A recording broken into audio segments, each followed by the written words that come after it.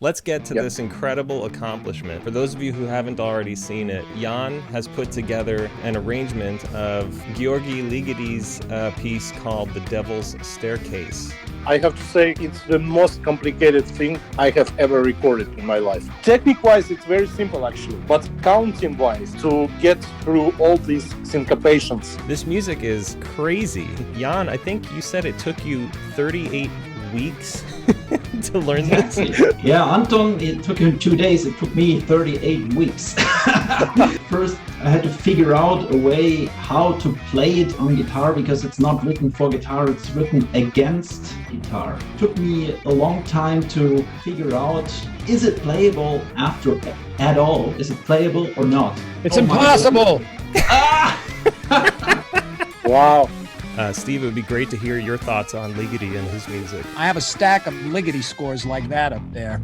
I think I may have first heard him where I heard most of the very influential classical music that I was exposed to, which was at the library at Berkeley when I was 20 or 19, 18.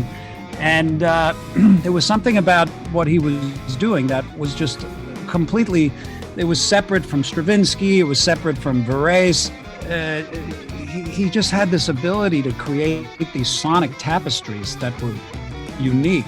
I really gravitated to his music many years ago, and never did I ever think a rock band or conventional rock musicians would attempt to play any of his pieces. So when Anthony sent me this, I was tickled to death. You guys crushed it. Congratulations. I was so tickled when I saw that. You kicked ass. It was really, really cool. Just such a real treat because you don't get to hear that or see that. And when you listen to it, it's so obvious that no kind of fusion, jazz, classical, or rock and roll mind could compose something like that and have it sound that way. It was really great. It doesn't sound like anything ever anywhere. I want to explore the groove behind the piece. Because if you have this played by a piano player, you have these two layers like a 4/4 feeling, but also these superimposed odd meter rhythms. And I wanted to create something to outline both layers. I had to do a drum part, which is beautifully performed by Marco Miniman, to really make both listenable.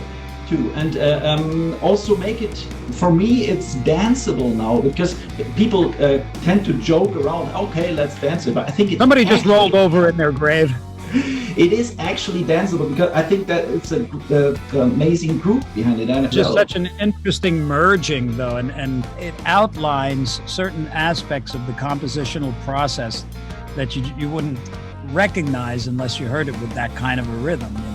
You can write 8 fortissimos, but you can even have an amp that goes to 11, but you just can't hit the strings harder to make them go louder, really, you know? Steve, did you ever try playing Ligeti's music on guitar? No, it was always just for listening pleasure because I never even considered that, you know, that's why when I saw what you sent me, what the guys did, it was so fascinating. When I got the email, I wanted to say hi to you guys and thank you. Really good form. Thank you. Thank you. Thanks, Steve. Thanks for joining. Thank you so much. Thank you. See ya. Bye. Yeah, so that was pretty cool. What a surprise. That was a surprise, yeah. I'm quite shocked actually. Seeing him on the screen, being in Sochi, on the Black Sea, you know, was quite surprising, yeah. Awesome. Amazing. Same for me. Yeah. Well, I wanted you guys to hear it directly from him, and I'm really glad he was able to take a couple minutes.